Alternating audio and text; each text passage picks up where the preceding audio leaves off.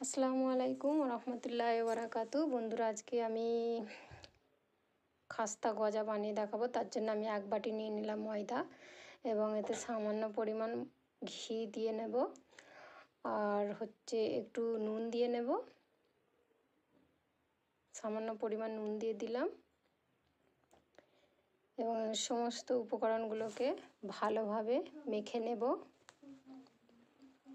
এটি কিন্তু অনেকক্ষণ ধরেই মাখাতে হবে, কারণ এটা যেন যতক্ষণ না হাতের মুঠোর মধ্যে চলে আসছে ততক্ষণ এটাকে মাখাতে হবে, নাহলে কিন্তু গজাটা ঠিকঠাক হবে না।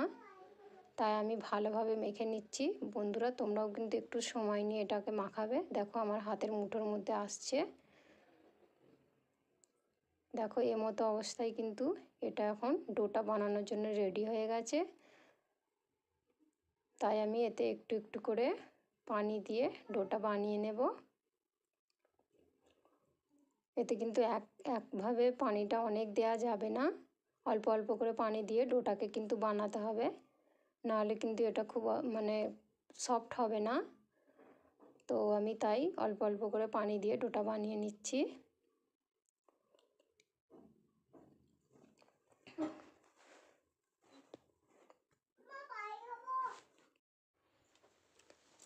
তো বন্ধুরা দেখো, এইভাবে কিন্তু ভালোভাবে মেখে নিচ্ছি একটু একটু করে পানি দিয়ে।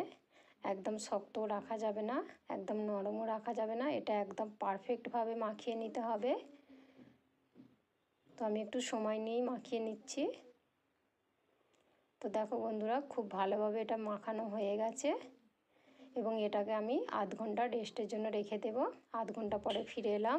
এটাকে বেলনির সাহায্যে বেলে নিচ্ছি।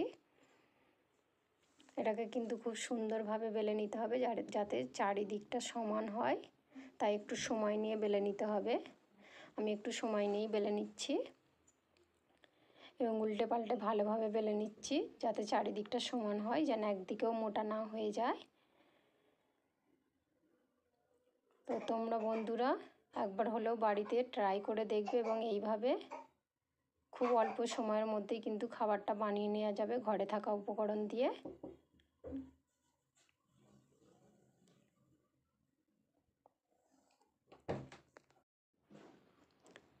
তো আমি চারিদিকটা কিন্তু ভালোভাবে একদম সমানভাবে বেলে নিলাম বেলনির সাহায্যে।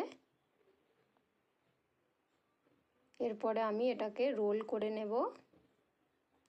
রোলটাও করব কিন্তু খুব ধীরে ধীরে, একটু সময় নিয়ে করব। তোমরাও এইভাবেই করে নিও।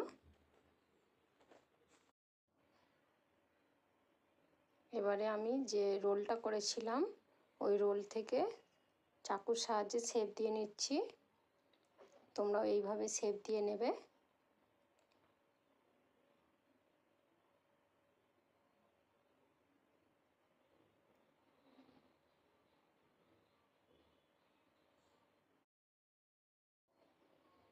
এবং বেলনির সাহায্যে একটু বেলে নিচ্ছি। তোমরা চাইলে হাত দিয়েও একটুখানি করে নিতে পারো। তো আমি বেলনির সাহায্যে সুবিধা হবে বলে মনে হয়, তাই আমি বেলনির সাহায্যে করে নিচ্ছি। এটা কিন্তু হাতে করে একটু চাপ দিলেও হয়ে যায়।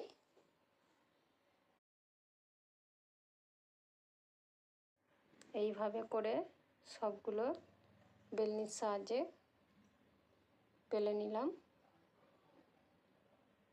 দেখো বন্ধুরা, আমি কিন্তু সবগুলো করে নিয়েছি, সবগুলো শেপ দিয়ে নিয়েছি। এবারে এগুলোকে কড়াইতে আগে থেকে তেল বসিয়ে দিয়েছি এবং গ্যাসের ওভেনটাকে অন করে দেব।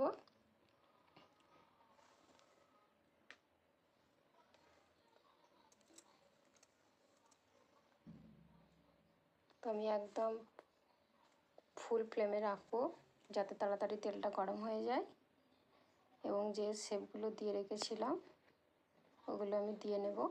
ততক্ষণে তেলটা গরম হোক, আমি এদিকে চিনির শিরাটা বানিয়ে নিচ্ছি।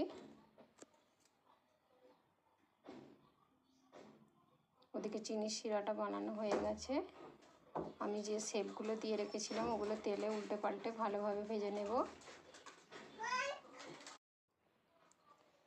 এবং আমি এগুলোকে ভালোভাবে ভেজে নিচ্ছি। আর এদিকে চিনির শিরাটাও তৈরি করে নিই। কারণ ওগুলো গরম অবস্থায় শিরার মধ্যে ডুবিয়ে দিতে হবে। তাই আমি ওদিকে ওইটা ভাজা হচ্ছে, এদিকে আমি শিরাটা বানিয়ে নিচ্ছি। আমি এখন গ্যাসের ওভেনটা অন করে দেব। চিনির শিরাটা আমি করার জন্য ভালোভাবে চিনি দিয়ে মিশিয়ে নিচ্ছি এবং এদিকে আমার গজাগুলো ভাজাও হয়ে যাচ্ছে এবং চিনির শিরাটাও আমি একদিকে ওভেনে বসিয়ে দিয়েছি যাতে সময় বেশি নষ্ট না হয়। তো এগুলো আমি উল্টে পাল্টে ভেজে নেব। এগুলো আমার ভালোভাবে ভাজা হয়ে গেছে আর ওদিকে চিনির শিরাটাও আমার কমপ্লিট। তো আমি এমতো অবস্থায় শিরার মধ্যে দিয়ে দেব। গরম থাকাতেই দিয়ে দিতে হবে, কারণ তবেই শিরাটা ভালোভাবে গজার মধ্যে ভালোভাবে প্রবেশ করবে।